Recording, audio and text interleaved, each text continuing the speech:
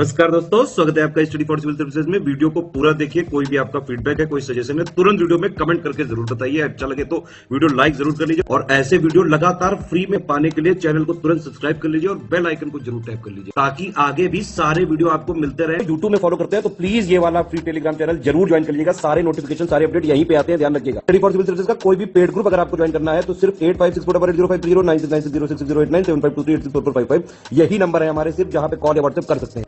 Instagram पे हमारा page जरूर फॉलो कर लीजिएगा, स्टडी फॉर सिविल .सर्विसेज है। ट्विटर पे हमको जरूर फॉलो कर लीजिएगा, @स्टडी फॉर सिविल्स है। Hello everyone, welcome you all to study for civil services. February month के फर्स्ट वीक के पहले सप्ताह के करंट अफेयर्स आपके सामने मैं लेके आई हूँ। तो हम स्टार्ट करते हैं हमारे इम्पोर्टेंट करंट अफेयर्स को। सब लोग नोटबुक पेन लेकर के बैठो और जो जो इम्पोर्टेंट फैक्ट्स मैं आपको बताती जाऊं आप लोग इसमें लिखते जाइए, क्योंकि जो लिखा होता है उसके साथ साथ मैं आपको बहुत सारी नई नई चीजें बताती हूँ। और आज की इस वीडियो में एक स्लाइड आपके लिए और स्पेशल होने वाली है। हमारे यूपी के स्टूडेंट्स के लिए एक स्लाइड स्पेशल भी रहेगी इसमें। तो वीडियो को पूरा एंड तक देखिएगा, पूरा का पूरा हर एक चीज नोट करने की कोशिश करिएगा। स्टार्ट करते हैं हम लोग लेक्चर से।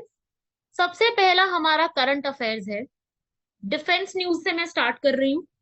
सबसे पहला है हमारा त्रिशक्ति प्रहार।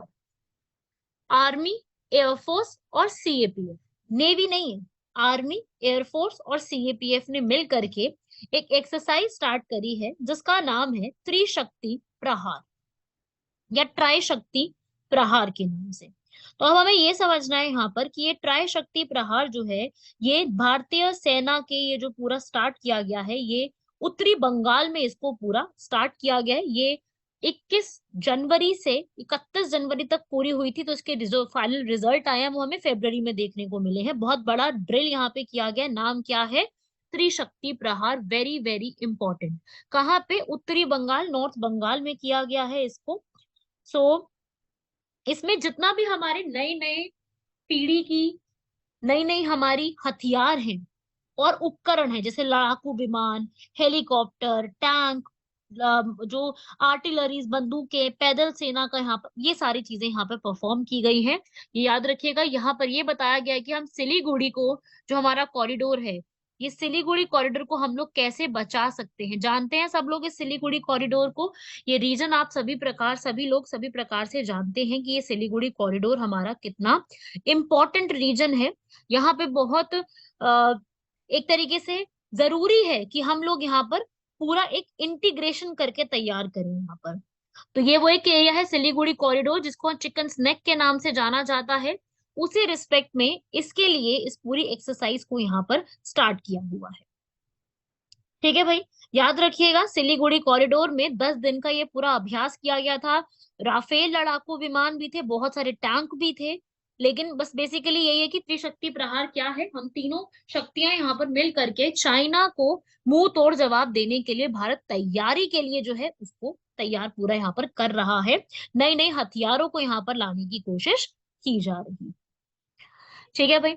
और ऐसे ही अगर मैं बात करूं कि हमारी इस तरीके की कोई और भी एक्सरसाइज होती है जो तीन यहाँ पर मिल करके करते हैं, तो यस, हमारी एक एक्सरसाइज होती है एम्फेक्स 2023 में, ये भी हुई थी, जो कि काकीनाडा आंध्र प्रदेश में की गई थी। ये है एम्फेक्स। लेकिन ये वाली एक्सरसाइज जो है ये की जाती है हमारे तीनों सेवाओं के बीच में।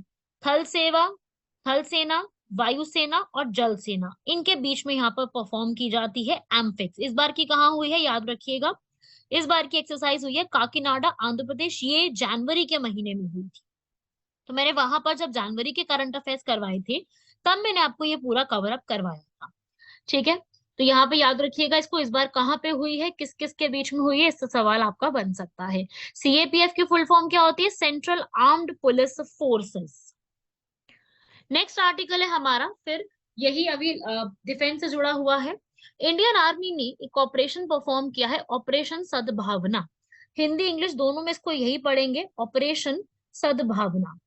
अब ये ऑपरेशन काफी सारे न्यूज में है, मैं आपको बताऊंगी एक एक करके। अभी सद्भावना ऑपरेशन, गुडविल जिसको हम कहते हैं, गुडविल ऑपरेशन क्यों न्यूज में? क्या है इसके अंदर? हमारी जो लद्दाख है, हमारी यूनियन टेरिटरी, भारत का अभिन्न हिस्सा, वहां पे ये परफॉर्म किया गया है।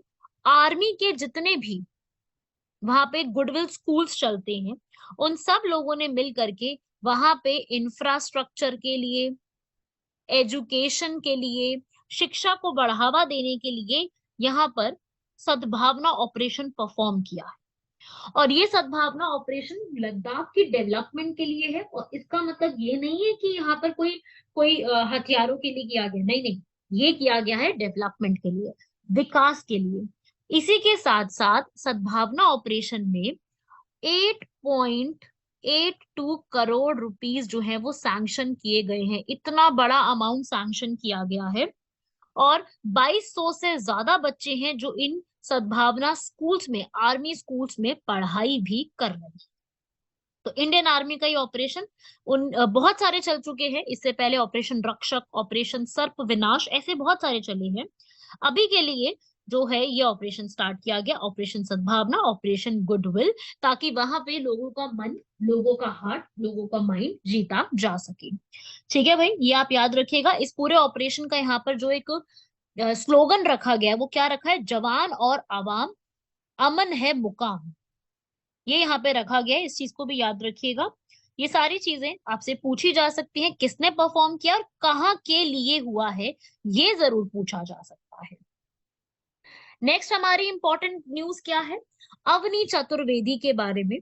इनका नाम आप सभी लोग जानते हैं। इनका नाम जो है आज के टाइम पे बहुत सारे लोग इनके बारे में जानते हैं, जो कि मध्य प्रदेश से बिलोंग करने वाली है। ये जो है भारत की पहली ऐसी पायलट बनी है जिन्होंने सुखोई जो एयरक्राफ्ट है उसको भारत के बाहर जापान का एयरबेस पर क्या किया है? जापान के एयरबेस पर उसको उड़ाया है। हमारी जापान के साथ यहाँ पर क्या चल रही थी? एक्सरसाइज चल रही थी, राइट। जापान के साथ एक्सरसाइज चल रही थी। उस समय यहाँ पर सुखोई के को जो यहाँ पर उसकी कमान संभाली हुई थी वो है अवनी चतुर्वेदी। तो ये सवाल आपसे पूछा जा सकता है, कौन सी ऐसी लेडी है जिनको इस चीज के लिए जाना जाता है, जिन्होंने इसको फ्लाई करा है? ठीक है, कहां पर किया है? ये किया है हयाकुरी एयरबेस, जो कि जापान में है। वीर गार्जन एक्सरसाइज का नाम है जहां पर ये परफॉर्म किया गया है। क्योंकि अभी न्यूज में चल रही थी ये वीर गार्जन, तो यहाँ पर आप याद रखिएगा, बाहर, देश के बाहर भी ये करने वाली महिला बनी है स्क्वाड्रन लीडर अवनी चतुर्वेदी। पहली है वीर गार्जियन, 2023 में इन्होंने यहाँ पर पार्टिसिपेट किया है। वैसे ये सुखोई 30 की फाइटर पायलट है, 29 साल की ये महिला है जिन्होंने इसको उड़ाया है। साथ में और भी थे, जैसे मोहना सिंह जित्तरवाल, भावना कंठ। ठीक है, तो ये भी आप याद रखिएगा, इट्स वेरी वेरी इंपॉर्टेंट, इस पे सवाल बन सकता है। तो ये इस हफ्ते की कुछ इंपॉर्टेंट डिफेंस की जुड़ी हुई न्यूज थी। ये तीनों इंफॉर्मेशन डिफेंस से जुड़ी हुई थी। अब हम बढ़ते हैं हमारे नेक्स्ट एक और न्यूज के ऊपर, जिसका नाम है प्रोजेक्ट एलोरा।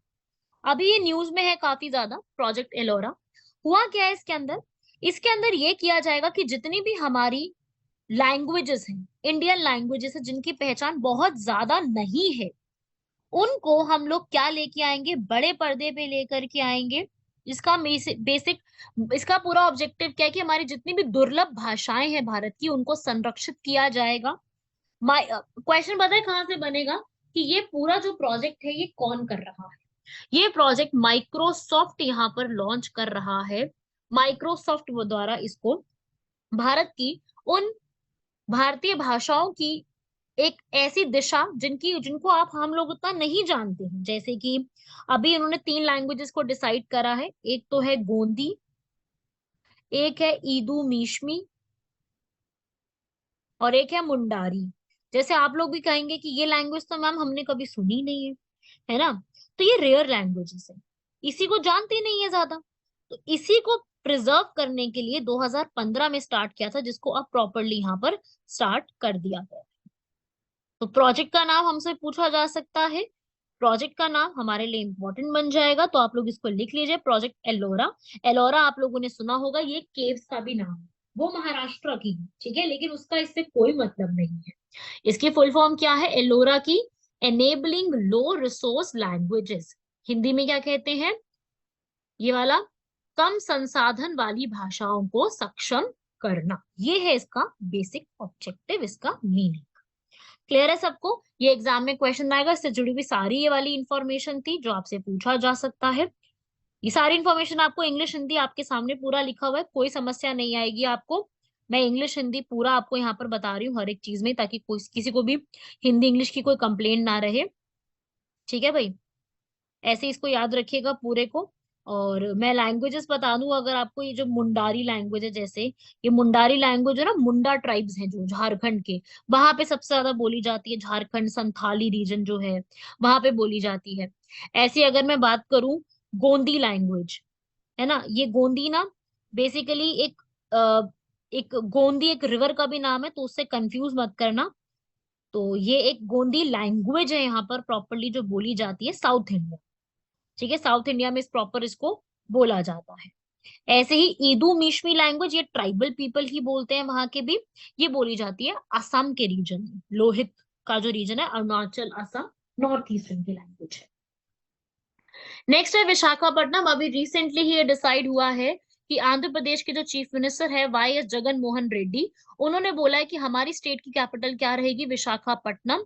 विशाखापट्टनम जिसको सब लोग यहाँ पर जानते हैं, और विशाखापट्टनम की जो बेसिकली वहां पर इसको किस नाम से जाना जाता है, वाइजैग, विशाखा, वेल्टेर के नाम से भी जाना जाता है।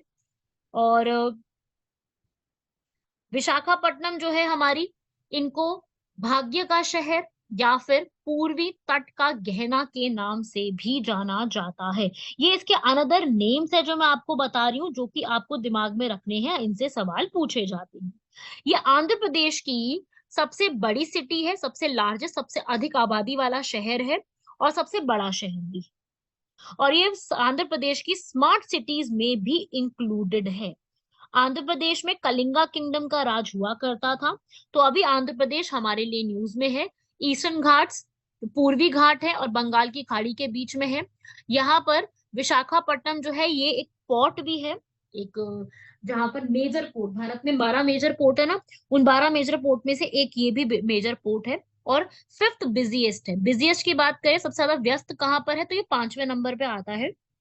और ये क्लीन भी काफी ज्यादा है। और अभी ही डिसाइड किया गया है कि ये क्या रहेगी, हमारी कैपिटल रहेगी। किसकी रहेगी कैपिटल? ये हमारे आंध्र प्रदेश की कैपिटल रहेगी। साथ ही साथ मैंने एक और फैक्ट बताया इनके बारे में, साउथ कोस्ट रेलवे जोन, दक्षिण तट रेलवे के भी ये हेडक्वार्टर्स हैं, रेलवेज के हेडक्वार्टर्स में है। हमारे भारत में 18 रेलवे जोन हैं, उसमें से एक रेलवे जोन के हेडक्वार्टर ये भी बने हुए हैं। इसके आसपास आपको काफी सारी हिल्स मिलेंगी, Yarada hills, Simhachalam hills, Eastern Ghats, काफी सारी हिल्स देखने को मिलेंगी। और यहाँ की जो सबसे ज्यादा पॉपुलर लैंग्वेज है वो है तेलुगु। ठीक है भाई, तेलुगु याद रखिएगा। नेक्स्ट बढ़ते हैं आगे। जैसा कि आप जानते हैं कि 31 जनवरी को भारत का आर्थिक सर्वेक्षण, इकोनॉमिक सर्वे आया था। मैं थोड़ा सा फैक्ट्स बता रही हूँ, बाकी इकोनॉमिक सर्वे की मेरी एक वीडियो भी है जिसमें मैंने इंपॉर्टेंट क्वेश्चंस अपलोड किए हुए हैं, आप लोग उसको भी देखिएगा। साथ ही साथ इकोनॉमिक सर्वे जो है उससे जुड़े हुआ डिटेल्ड एनालिसिस भी आपको जल्द ही मिलने वाला है स्टडी फॉर सिविल सर्विसेज के चैनल पर। तो इकोनॉमिक सर्वे निर्मला सीतारमन ने पेश किया है, जो कि पिछले साल का पूरा सर्वे यहाँ पर बताया है। और इसी इकोनॉमिक सर्वे ने एक और बात कही है कि नए भारत की जो रीढ़ है वो क्या होंगी, स्टार्टअप्स। इसी में उन्होंने एक यहाँ पर बात कही है, स्टार्टअप जो है, जो नए नए स्टार्टअप्स खुल रहे हैं, उनको यहाँ पर क्या बोला गया है, उनको निर्मला सीतारमन द्वारा स्पाइन ऑफ न्यू इंडिया के नाम से बोला गया है। ठीक है भाई, तो ये याद रखिएगा, ये भी टर्म यहाँ पे यूज की गई है, स्टार्टअप्स के लिए बोला गया है। इससे भी सवाल बन सकता है किसको बोला है। तो काफी ज्यादा जॉब्स क्रिएट करने में हेल्प हुई है भारत, नया भारत में। नया भारत अपने आप जॉब्स जो है वो खुद, ऐसा नहीं कि हम लोग जॉब दे, मतलब जॉब हम ऐसे बन रहे हैं कि जॉब चाहने वाले नहीं, हम जॉब देने वाले बनने की कोशिश कर रहे हैं।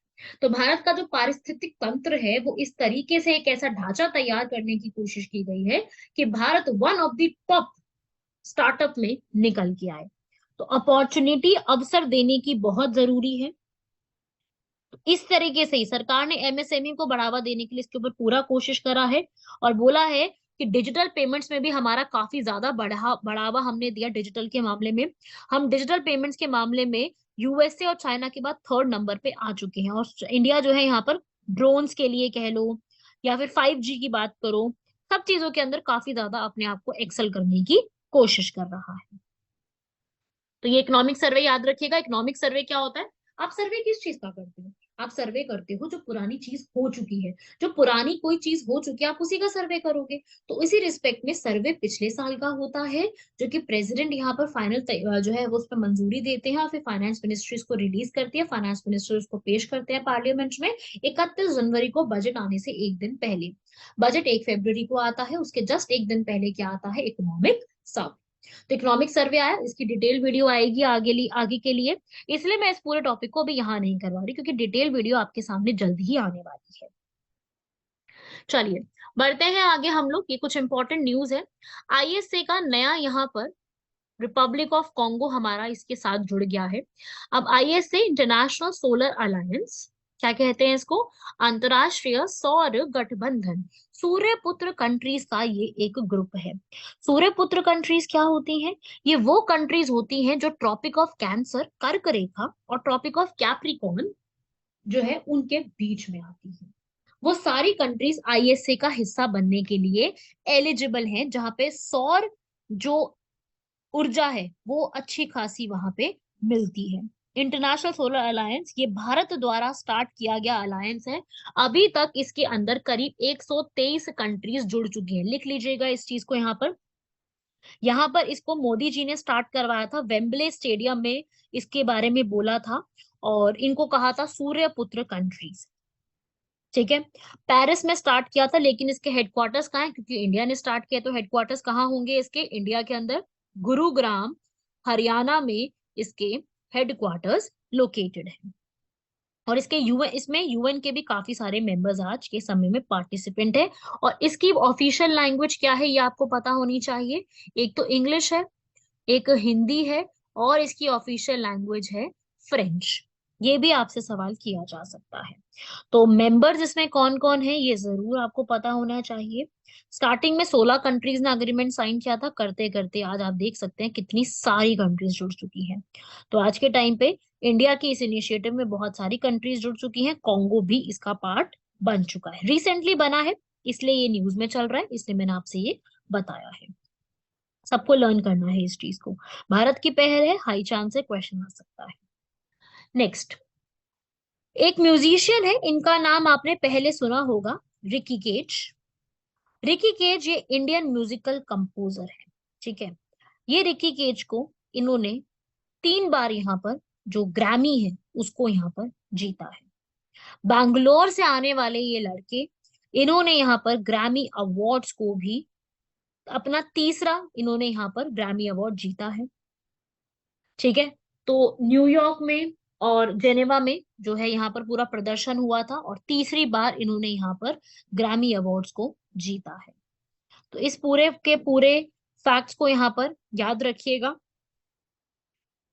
और ये पूछा जा सकता है, इस बार चांस है कि रिकी गेज के ऊपर सवाल बन सकता है कि ये रिकी गेज कौन है जिन्होंने ये जीता है अवार्ड यहाँ पर तीसरी बार, क्योंकि मिला है ना, क्योंकि पहली दूसरी बार नहीं, ये तीसरी बार। डिवाइन टाइड्स इनकी एल्बम थी जिसके लिए इनको तीसरी बार यहाँ पर मिला है। जाने माने म्यूजिक कंपोजर है ये। इन्होंने पहले भी अपनी एक एल्बम है विंड्स ऑफ समसारा, उसके बाद इनको मिला था, फिर डिवाइन टाइड्स की मिला। ठीक है। और तीसरी बार इनको फिर मिला यहाँ पर। तो ये आप याद रखिएगा, इस पूरे से आपका सवाल किया जा सकता है। नेक्स्ट, अभी ये क्वेश्चन आएगा हाइफा पोर्ट कहाँ पर है। हमारे एग्जाम में सीधा क्वेश्चन बनेगा कि हाइफा का जो पोर्ट है ये कहाँ पे लोकेटेड है, इसकी लोकेशन क्या है। तो देखिए हाइफा पोर्ट कहाँ पे लोकेटेड है, इजराइल का काफी बड़ा पोर्ट है ये। और इसको अब किसने एक्वायर किया है? अडानी ग्रुप ने। इसकी इंफॉर्मेशन इजराइल के prime minister Netanyahu, Benjamin Netanyahu ने ये इंफॉर्मेशन दी है। और पोर्ट ऑफ हाइफा इजराइल का काफी इंपॉर्टेंट पोर्ट है। हाइफा के अलावा वहां पे 2 इंपॉर्टेंट पोर्ट्स और हैं, एक है अशदौद का पोर्ट और दूसरा है इलायत का बंदरगाह या फिर इलायत का पोर्ट। तो ये जहाँ पे जो फैसिलिटीज होती हैं इंपोर्ट एक्सपोर्ट की, आयात निर्यात की यहाँ पे की जाती हैं, तो ये इसीलिए न्यूज में चल रहा था, इसको जरूर लिख लीजिएगा। इंडिया में यहाँ पर इसको अडानी ग्रुप ने इसको परचेज कर लिया है। राइट एवरीवन, ये क्वेश्चन बन सकता है। पोर्ट न्यूज में, एक तो ये वाला पोर्ट न्यूज में है, एक और पोर्ट न्यूज में है, ये है नाम इसका, ये नाम है उस पोर्ट का, आप लोग लिख लीजिए, विज हिंजम। विज हिंजम पोर्ट कहाँ पे लोकेटेड है? ये विज हिंजम पोर्ट भारत के केरल में लोकेटेड है, यहाँ पर चल रहे हैं प्रोटेस्ट, ठीक है, इसलिए ये न्यूज में है। विंझम पोर्ट भारत के केरल में सिचुएटेड है, और यहाँ पे ये भी अडानी ग्रुप डेवलप कर रहा है। वहां के मछुआरे जो हैं वो प्रोटेस्ट कर रहे हैं, क्योंकि इन सब की वजह से उनकी अपनी डेली लाइफ में प्रॉब्लम आएगी, इन सब की वजह से, इसीलिए ये पूरा न्यूज में चल रहा है। विंझम पोर्ट को याद रखिएगा, ये इंडिया में ही है, नाम से कई बार हम कंफ्यूज हो सकते हैं, इसीलिए मैं आपको पहले ही बता रही हूँ, ये दो पोर्ट्स न्यूज में चल रहे हैं। बाकी भारत के अंदर 12 जो है वो मेजर पोर्ट है, और 200 से ज्यादा माइनर पोर्ट है। आप लोगों से 12 मेजर पोर्ट की लिस्ट पूछी जा सकती है कि 12 मेजर पोर्ट कौन से हैं, जबकि 200 माइनर पोर्ट की लिस्ट हमसे कोई नहीं पूछेगा। आप 12 लर्न कर लो तो 200 लर्न करने की जरूरत ही नहीं है ना, जो बचे हैं वो 200 की लिस्ट में जाने वाले हैं। हमसे तो 12 पूछे जाएंगे, ज्यादा से ज्यादा हमसे 12 सवाल, 12 पर सवाल आएगा, तो आप लोग 12 को जरूर लर्न कर लीजिएगा। और अगर आप चाहते हैं कि मैं इस पे प्रॉपर एक वीडियो बनाऊं, डिटेल में समझाते हुए, सारे पोर्ट्स के बारे में इंपॉर्टेंट फैक्ट्स बताते हुए, तो मुझे आप बताइएगा, मैं ऐसी वीडियो बनाऊंगी। मुझे कमेंट बॉक्स में कमेंट्स चाहिए, अगर आप कमेंट्स अच्छे खासे अमाउंट में करते हैं, वीडियो के बारे में बताते हैं, तो डेफिनेटली एक और वीडियो आपकी इस टॉपिक पर आएगी।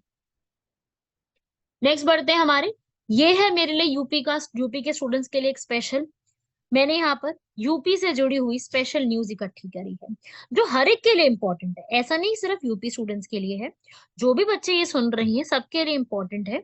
लेकिन हाँ, कि ये ज्यादा इंपॉर्टेंट है कि जो यूपी का प्रॉपर एग्जाम प्रिपेयर कर रहा है उनके लिए ये ज्यादा इंपॉर्टेंट है, ठीक है।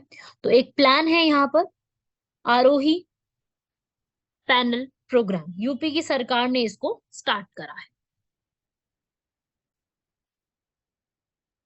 तो यहाँ पर एक आरोहिणी नाम है, आरोहिणी पैनल प्रोग्राम की द्वारा यहाँ पर एक नया इनिशिएटिव स्टार्ट हुआ है यूपी में ही। क्या है इस पूरे इनिशिएटिव में? योगी आदित्यनाथ ने यहाँ पर एक स्टार्ट करा है, ताकि जितनी भी गर्ल्स हैं जो कि कस्तूरबा गांधी बालिका विद्यालय में पढ़ती हैं, वहां पे 746 स्कूल्स में इस इनिशिएटिव को स्टार्ट करा है।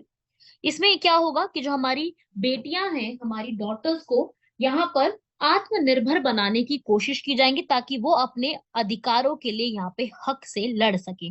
इसकी ट्रेनिंग February 1 से लखनऊ में स्टार्ट की गई है, और कस्तूरबा गांधी स्कूल्स की जितनी भी टीचर्स हैं, अध्यापिकाओं को ये ट्रेनिंग दी जाएगी, और यहाँ पर जो टीचर्स होंगी वो आगे गर्ल स्टूडेंट्स को इसकी एक ट्रेनिंग प्रोवाइड करेंगी।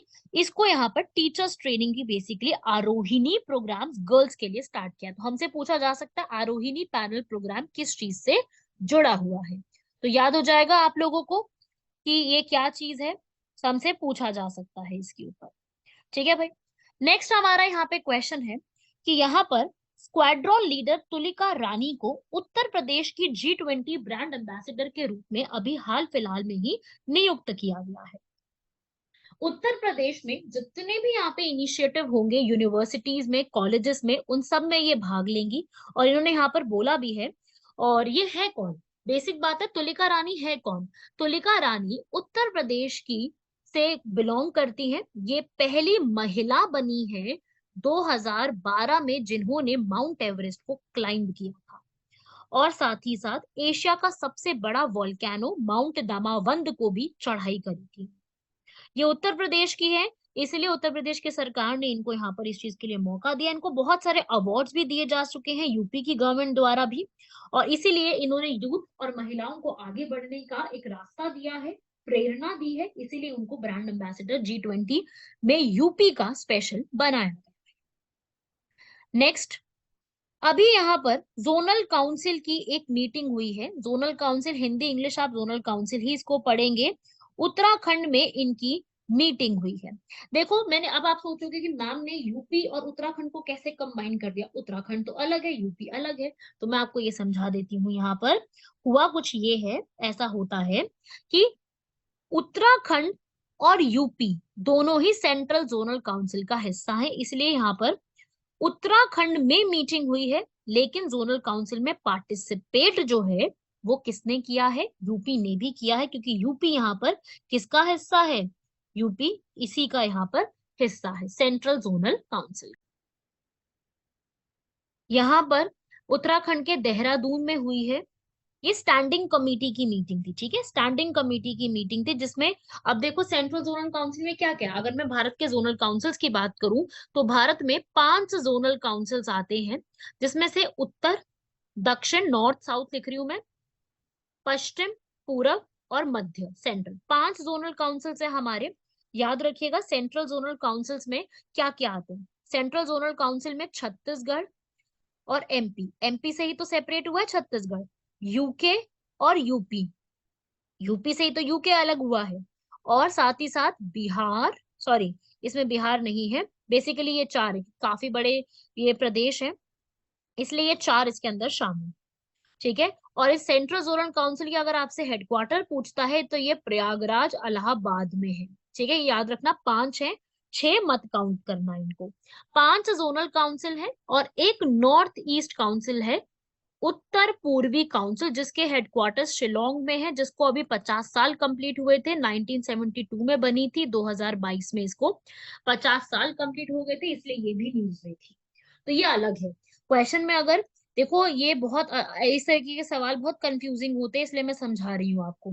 और आप सब लोग नॉर्थ, वेस्ट, साउथ और ईस्ट में कौन कौन से राज्य शामिल है जरूर पढ़िएगा, और मुझे कमेंट बॉक्स में बताइए कि लक्षद्वीप और अंडमान निकोबार इनमें से किसका हिस्सा है, क्या इस हिस्सा है या नहीं है, ये आपसे सवाल, ठीक है भाई। चलिए नेक्स्ट बढ़ते हैं। यूपी स्पेशल न्यूज आप लोगों ने देखी, अब कुछ इंपॉर्टेंट और न्यूज देख लेते हैं। अभी रिसेंटली जुपिटर ने सैटर्न को ओवरटेक करके सबसे ज्यादा मून्स वाला यहाँ पे बन गया है। पहले सैटर्न जो था हमारा प्लैनेट, हाँ, सबसे ज्यादा उसके सौर मंडल में हुआ करते थे, अब उसको ओवरटेक करके कौन टॉप पे आ गया है? जुपिटर के मून यहाँ पर, मतलब किंग ऑफ मून आप कह लो, जुपिटर यहाँ पे बन चुका है। 80 मून है इसकी, 80 मून। और याद रखिएगा 4 मून सबसे पहले इसके डिस्कवर किए गए थे, और वो 4 मून्स कौन से हैं? यूरोपा, गैनीमेड, कैलिस्टो और लो, ये पहले हुआ करते थे। अब यहाँ पर 80 मून्स इसके डिस्कवर हो चुके हैं। क्वेश्चन आता है तो याद रखिएगा। बाकी एक आप लोग जानते हैं, सीरिया और टर्की जो है उसको बहुत बुरी तरीके से जो है अर्थक्वेक हिट किया है। इंडिया ने मदद करी है सीरिया और टर्की में, जो भी मलबे में लोग दब गए थे, उनको जो भी जरूरत थी, इंडिया ने ऑपरेशन दोस्त परफॉर्म करके यहाँ पर इसकी मदद करी है। वो मैं आपको ऑपरेशन दोस्त मेरी अगली वीडियो में, जो सेकंड करंट अफेयर्स की वीडियो आपकी वीकली आएगी, उसमें मैं आपको इसके बारे में पूरा सब कुछ समझाने वाली हूँ, तो उसमें आप जरूर पढ़िएगा, वो आपको वहां पे पूरी इंफॉर्मेशन मिलेगी। नेक्स्ट आर्टिकल है हमारा Indian millets research institute. Millets आप लोग जानते हैं, भारत में जो मिलेट्स हैं इनके लिए भारत में बहुत ज्यादा कोशिशें की जा रही हैं। 2023 वर्ष को यूएन द्वारा इंटरनेशनल ईयर ऑफ मिलेट्स तक घोषित कर दिया गया है। तो इसीलिए सरकार की ये पहल है कि मिलेट्स को और बढ़ावा दिया जाए, जो कि जरूरत भी है, क्योंकि मिलेट्स जो एक ऐसे ज्वार, बाजरा, रागी, जौ, ऐसी चीजें हैं जिनको पानी का बहुत कम लगता है, उनमें फाइबर बहुत अच्छा होता है। तो उसके लिए इसमें और रिसर्च वर्क करने की जरूरत है, हमारे फार्मर्स को और बढ़ावा देने की जरूरत है इस पूरे चीज के लिए। तो सरकार यहाँ पे क्या कर रही है? सरकार इस पूरी चीज के लिए जो है हैदराबाद में एक रिसर्च इंस्टीट्यूट ओपन कर रही है। ये हमारे एग्जाम के लिए इंपॉर्टेंट है कि कहाँ पर सरकार इस चीज के लिए ओपन कर रही है। कहाँ जो वर्ड है ना, ये हमारे लिए इंपॉर्टेंट होगा कि सरकार इस चीज की पहल कहाँ पे स्टार्ट कर रही है, हमसे इसी पे सवाल किया जाता है। तो ये आप याद रखिएगा, सरकार हैदराबाद में कर रही है। इसको मैं बार बार बता रही हूँ क्योंकि ये न्यूज में बहुत ज्यादा है, तो चांस है कि इस पे सवाल किया जा सकता है, ठीक है भाई। बढ़ते हैं नेक्स्ट। ये भी आप लोगों ने जरूर सुना होगा, वेटलैंड्स डे के बारे में बहुत न्यूज में रहता है। वेटलैंड्स डे 2 फरवरी हमारा 2023 में वेटलैंड्स डे मनाया गया, ये हम हमेशा से मनाते आ रहे हैं, वेटलैंड्स डे आर्द्र भूमि दिवस के रूप में। और जो हमारे वेटलैंड्स हैं हमारे भारत के लिए बहुत ज्यादा जरूरी भी है और इम्पोर्टेंट भी है। तो वेटलैंड्स डे, या आप कह लो आर्द्र भूमि दिवस। ये क्यों है? ताकि हम वेटलैंड्स को प्रिवेंट कर सके। ठीक है। यहाँ पर ईरान की जो सिटी है, ईरान की सिटी में इसका पूरा अडॉप्ट किया गया था, और उसके बाद इसकी थीम इस बार की क्या रखी गई है? It is time for wetlands restoration. यह वेटलैंड्स को कंजर्व करने का समय है। ठीक है। भारत में वेटलैंड्स की कितनी साइट हो चुकी हैं? भारत में वेटलैंड्स की 75 साइट्स हो चुकी हैं। 75 साइट्स। यूएन की जनरल असेंबली ने इस पूरे को स्टार्ट किया था। दो तारीख ही डिक्लेयर की गई, क्योंकि इस दिन 2 फरवरी 1971 को वर्ल्ड के बड़े बड़े लीडर्स क्यों इकट्ठा हुए थे? क्योंकि वो लोग चाहते थे कि हम लोग पूरे वर्ल्ड के, जिसमें इंडिया भी गया था, वेटलैंड आर्द्र भूमि को प्रोटेक्ट करें, सारे के सारे लोग मिलकर के। समझ रहे हो? हमें यहाँ पे प्रोटेक्शन की जरूरत है। इसीलिए 2 फरवरी को रामसर, जो ईरान में एक जगह है, वहां पे किया गया इस पूरे का। और उसमें क्या डिसाइड कर दिया गया कि हम लोग इसको जो है वो क्या मनाएंगे, हम लोग इसका एक दिवस के रूप में इसको सेलिब्रेट करेंगे। तो तब से ये चीज जो है वो स्टार्ट हो गई है। भारत में 75 साइट्स हैं, ये आपको याद रखना है। भारत की कितनी है हमसे पूछी जा सकती है, करंटली कितनी है? भारत की कोस्ट लाइन भी तो ज्यादा है ना, अलग अलग प्रकार की साइट्स हैं, जिसमें हमारी कोस्ट लाइन भी ज्यादा है, इसलिए हमें इनको प्रोटेक्ट करने की भी जरूरत है। और अभी ही हमारा जो बजट आया है, जो मैं आपको यहाँ पर कराऊंगी भी, उस बजट में अभी ही वेटलैंड्स के लिए एक स्कीम अनाउंस हुई है। मैं बता देती हूँ कौन सी स्कीम अनाउंस हुई है। स्कीम का नाम है अमृत धरोहर स्कीम। अमृत धरोहर, इस स्कीम को स्टार्ट किया गया है। क्या ऑब्जेक्टिव है स्कीम का? कि जितनी भी हमारी वेटलैंड्स हैं उनको हमें क्या करना है? प्रिजर्व करके रखना है। बहुत सारे वेटलैंड्स जो है वो खोते जा रही हैं, तो इसी में यहाँ पर बोला कि सरकार इस चीज को प्रिवेंट करेगी। और हमारा जो 2030 तक का टारगेट है हमारे एसडीजी के लिए, सतत पोषणीय विकास के जो हमारे गोल्स हैं, उसको हमें क्या करना है? प्रिवेंट करना है। उन सभी के लिए हमें ये स्कीम की जरूरत है। तो ये भी याद रखिएगा। इसीलिए 2 फरवरी को ये स्कीम भी लॉन्च करवा दी गई। हमारा बजट भी था, और ये हमारी बजट की जो सप्तऋषि हमारी प्राथमिकताएं हैं, उसमें से ग्रीन जो प्राथमिकता है, हरित प्राथमिकता में ही ये आती है। क्लियर हुआ यहाँ तक? तो सरकार इसको कोशिश कर रही है, और सरकार ने इसके लिए अच्छा खासा पैसा भी दिया है। सरकार ने इसके लिए 3,000 करोड़ रुपए दिए हैं, ताकि इसमें और इम्प्रूवमेंट की जा सके, बचाया जा सके। तो हमसे जो है वेटलैंड्स पे क्वेश्चन आता है कि इंडिया की फर्स्ट रामसर साइट कौन सी थी? जो पहली रामसर साइट इंक्लूड करी गई है, कौन सी है वो? सबसे पहली पहली आपकी है चिलिका लेक। ये स्टैटिक क्वेश्चन है। और दूसरा क्योलादियो नेशनल पार्क। चिलिका लेक कहाँ पे बनी हुई है? उड़ीसा में। और क्योलादियो नेशनल पार्क राजस्थान में। पहले इसका नाम भरतपुर था, बाद में चेंज हो गया। तो ये भी याद रखिएगा, सबसे पहली साइट कौन सी है भारत की, पूछी जा सकती है। पहली पूछी जा सकती है। और आपसे ये भी पूछा जा सकता है कि किस स्टेट में सबसे ज्यादा है और किस स्टेट में सबसे कम है। तो देखो, भारत की सबसे ज्यादा 75 में से अकेली 14 रामसर साइट कहाँ पे है? भारत के तमिलनाडु में है। तो मैक्सिमम पूछता है सबसे ज्यादा कहाँ है, वो है तमिलनाडु। ठीक है। और यूपी का मैं बता दूं, यूपी में पहले ज्यादा हुआ करती थी, अब नहीं है। यूपी में 10 साइट्स है। ठीक है। बाकी एक तो काफी सारे राज्यों में है, ये भी याद रखिएगा। दिल्ली में कोई भी साइट नहीं है ऐसी। दिल्ली हमारी कैपिटल है, इसलिए मैं बता रही हूँ, दिल्ली में कोई साइट नहीं है। बिहार में भी है। बिहार में कन्वर झील, क्योंकि मेरे को जो ज्यादा इसमें वीडियोस में सुनते हैं वो बच्चे यूपी और बिहार के बहुत ज्यादा है, उत्तराखंड यूपी बिहार के, तो मैं उनका स्पेशली बता दूं। बिहार में एक है कन्वर झील, यूपी में 10 है। ठीक है। और उत्तराखंड में भी एक है, आसान बैरेज। उत्तराखंड में आसान बैरेज। और राजस्थान के हमारे स्टूडेंट्स के लिए 2 साइट्स हैं वहां पर। क्योलादियो नेशनल पार्क, ये तो मैंने आपको बता ही दिया। एक और है सांभर झील, जानते हैं सब लोग सांभर झील को, वहां पे। तो ये सब आप याद रखिएगा। ये पूरे के पूरे फैक्ट्स जो भी मैंने आपको यहाँ पर समझाए हैं, ये हमारे एग्जाम में सारे के सारे इंपॉर्टेंट हैं।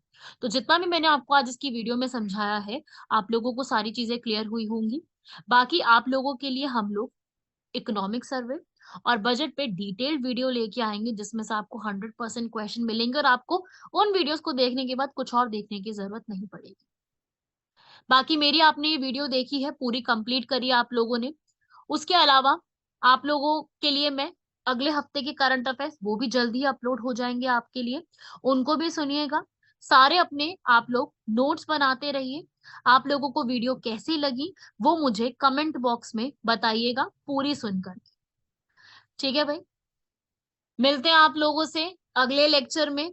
धन्यवाद, शुक्रिया, जय हिंद।